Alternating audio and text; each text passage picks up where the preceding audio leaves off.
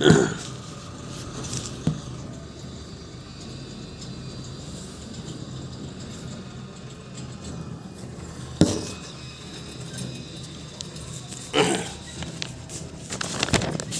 करूँ।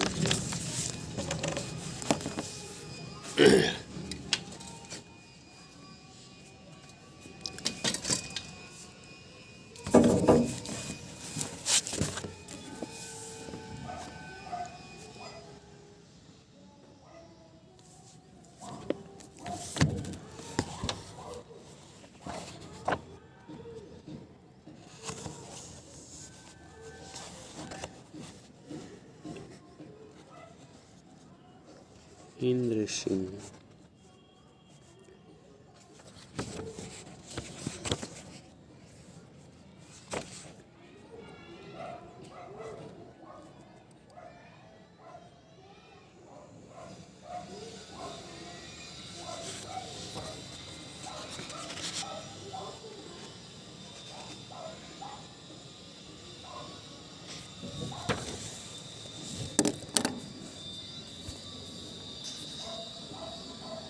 नमस्कार। क्षेत्रातीत प्रवर्तन एवं प्रत्यार्पण में अंतर क्या है, उसके बारे में हम लोग देखेंगे। यहाँ क्षेत्रातीत प्रवर्तन एवं प्रत्यार्पण में अंतर को स्पष्ट कर देना समीचीन होगा। इन दोनों में निम्नलिखित क्षेत्रातीत प्रवर्तन में कोई अपराध भारत राज्य क्षेत्र से बाहर किया जाता है, लेकिन वह भारतीय विधि के अंतर्गत विचारण योग्य होता है और ऐसा माना जाता है कि वह अपराध जैसे भारत के ही अंदर किया गया। जबकि प्रत्यार्पण में अपराधी व्यक्ति किसी अन्य राज्य में शरण अथवा आश्रय पा लेता है और ऐसे अपराधी को विचारण हेतु उस शरण या आश्रय देने वाले राज्य से लौटाने हेतु कहा जाता है या मांग की जाती है, यह प्रत्यार्पण है। तो हम लोग देखें क्षेत्रातीत क्या होता है क्षेत्र के अंदर, और प्रत्यार्पण क्या होता है उसके बारे में हम लोग बात की। उसके बाद अब आगे हम लोग थोड़ा सा अगर देखेंगे तो इसमें देखेंगे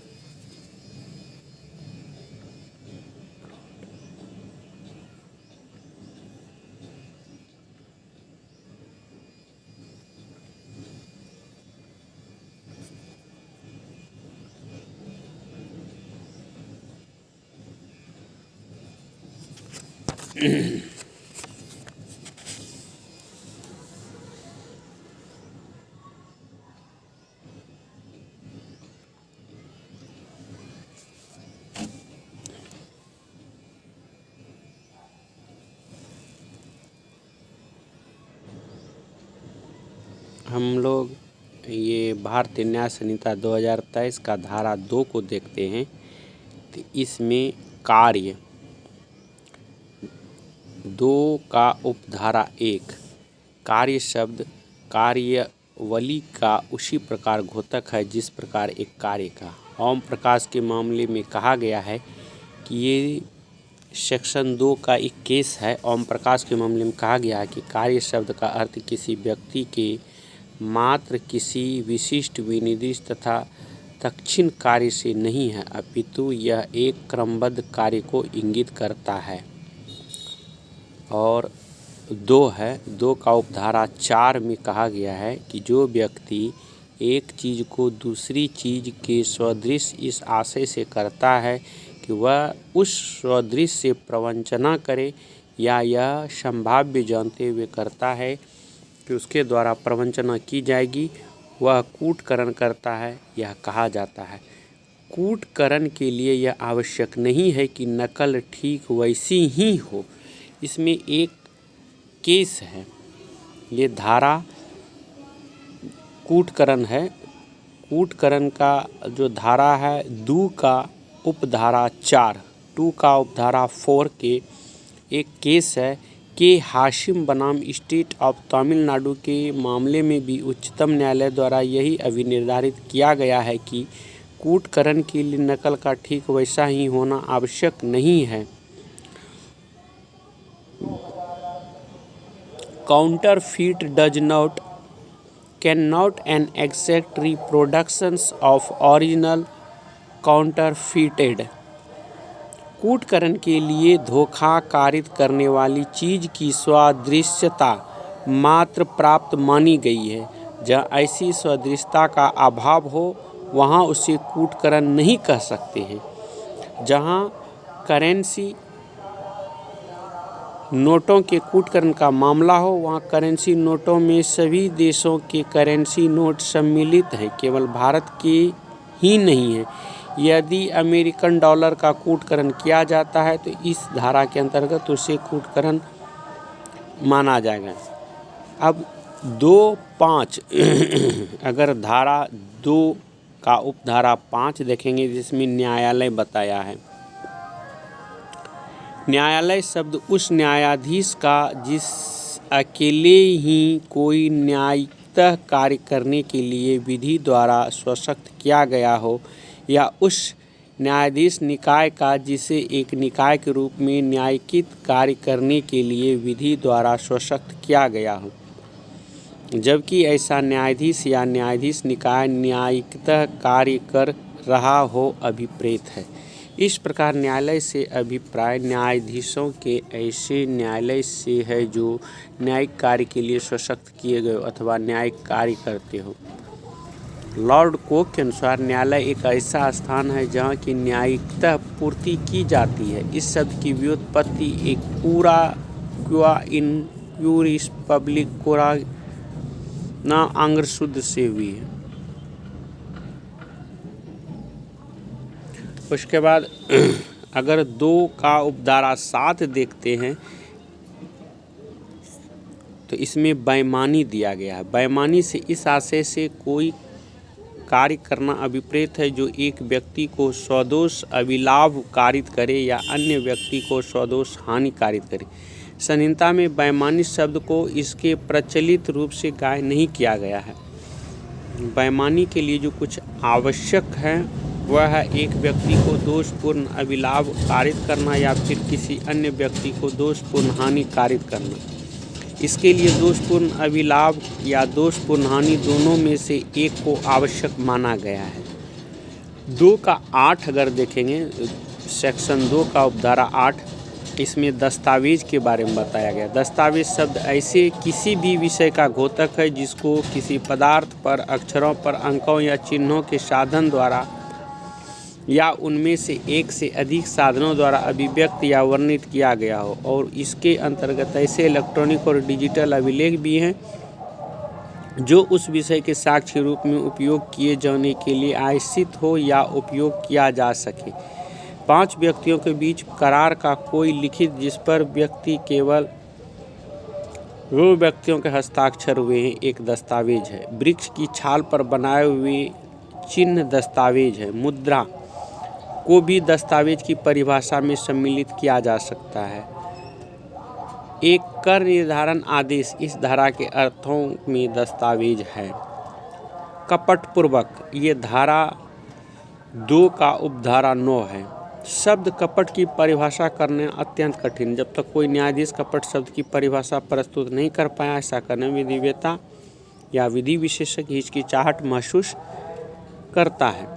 कोई व्यक्ति किसी बात को कपटपूर्वक करता है, तब यह कहा जा सकता है कि वह उस बात को कपट करने के आशय से करता है, अन्यथा नहीं। कपट की इस परिभाषा से यह स्पष्ट उदाहरण करने में कि कोई कार्य कपटपूर्वक है या नहीं, आशय का एक महत्वपूर्ण स्थान। आशय का पता अभियुक्त के आचरण से लगाया जा सकता है, लेकिन वह सदा ही निर्णायक नहीं होता।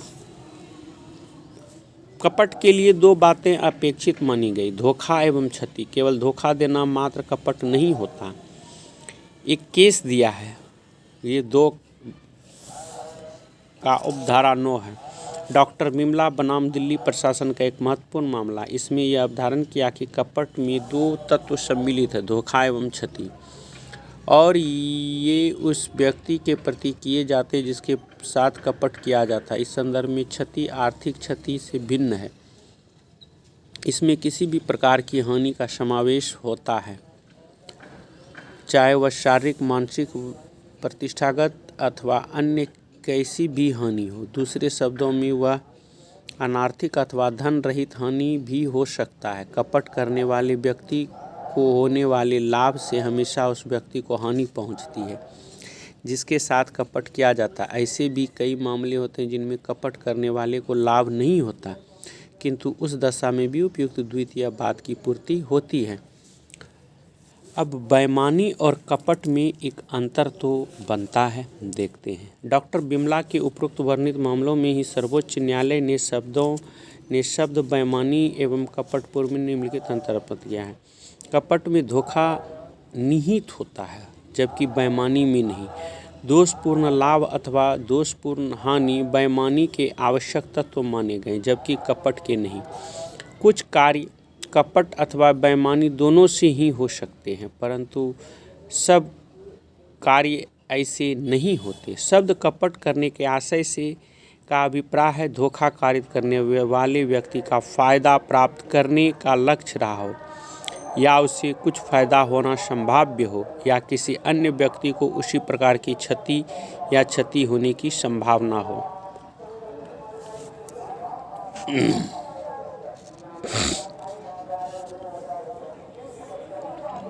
अब अगर हम 2:10 देखेंगे, 2 का उपधारा 10, पुल्लिंग वाचक शब्द वह उसके व्युत्पन्नों का प्रयोग किसी भी व्यक्ति के लिए किया जा सकता है, चाहे वह पुरुष या महिला या उभयलिंगी हो। जनरल क्लॉजेज एक्ट में व्याकरण की व्याख्या के संबंध में 2 सुविख्यात सिद्धांत है, जिनमें से एक है जब तक कि उसमें विषय या संदर्भ के विरुद्ध न हो। ऐसे शब्द जो एक वचन अर्थ के घोतक हैं में बहुवचन भी सम्मिलित होंगे, और ऐसे शब्द जिनसे पुल्लिंग अर्थ का बोध हो उनके अंतर्गत स्त्रीलिंग शब्द भी आएंगे। इस शब्द में मध्य भारत का एक महत्वपूर्ण मामला है। इसमें यह धारण किया गया है कि जहाँ सर्वनाम वह का प्रयोग किया गया हो, वहाँ उसमें पुरुष और स्त्री दोनों सम्मिलित समझे जाएंगे। अतः धारा 354 धारा 74 के अंतर्गत लज्जा भंग के अपराध के लिए पुरुष एवं स्त्री दोनों को दोषी ठहराया जा सकता है। लिंग के संबंध में एक केस है, नेशनल लीगल सर्विसेज अथॉरिटी बनाम यूनियन ऑफ इंडिया का एक द्वितीय मामला। इसमें उच्च न्यायालय द्वारा यह कहा गया कि लिंग से अभिप्राय केवल प्राणी शास्त्र लिंग अर्थात पुरुष या नारी से नहीं, अपितु इसमें ट्रांसजेंडर भी शामिल है। अब एक है सद्भावपूर्वक, ये है धारा 2 का उपधारा 11। कोई बात सद्भावपूर्वक की गई है या विश्वास की गई नहीं कही जा सकती, सम्यक सतर्कता और ध्यान के बिना की गई या विश्वास की गई हो। धारा 2:11 में सद्भावना को परिभाषित नहीं किया गया है।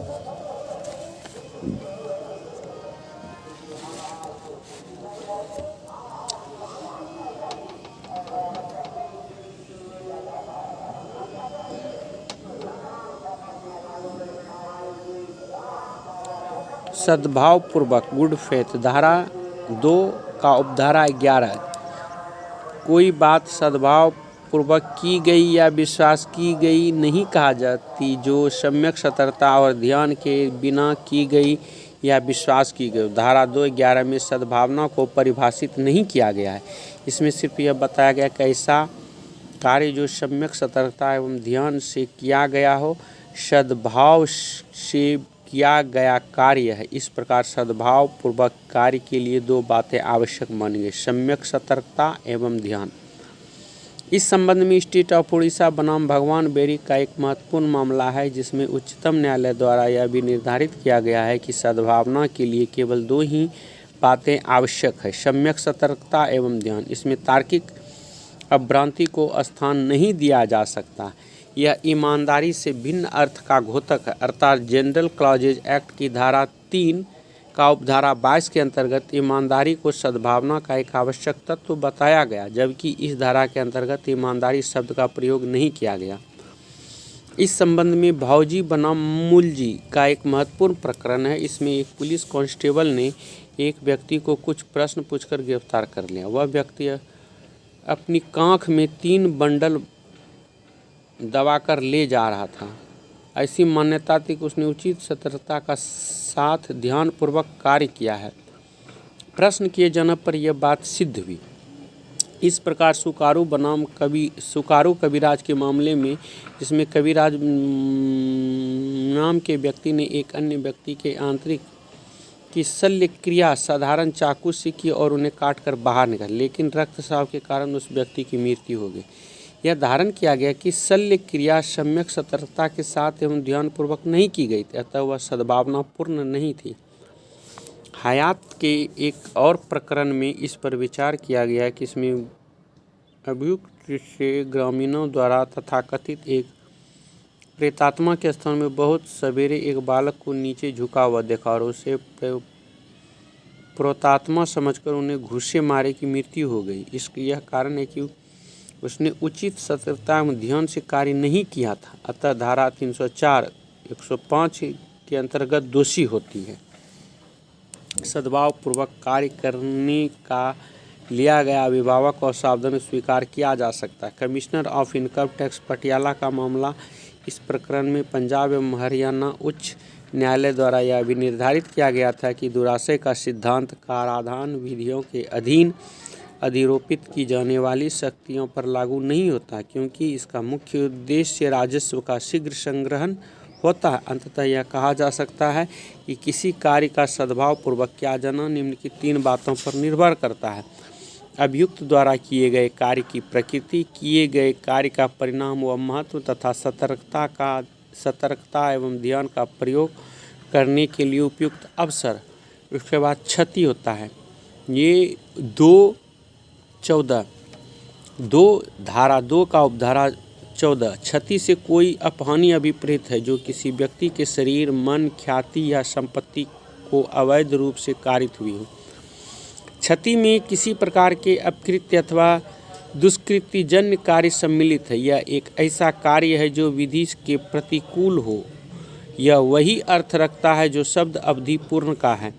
किसी नियोक्ता का शोध्य धन से अधिक धन का भुगतान करने के लिए धमकी देना इस धारा के अर्थों में क्षति है, लेकिन सामाजिक बहिष्कार करने की धमकी क्षति की धमकी नहीं है। अवैध और करने के लिए वैध रूप से आबद्ध, ये धारा 2:15 है। अवैध शब्द प्रत्येक उस बात को लागू है जो अपराध हो या जो विधि द्वारा प्रतिषिद्ध हो या जो सिविल कार्यवाही के लिए आधार उत्पन्न करती हो, और कोई व्यक्ति उस बात को करने के लिए वैध रूप से आबद्ध कहा जाता है जिसका लोप करना उसके लिए अवैध हो।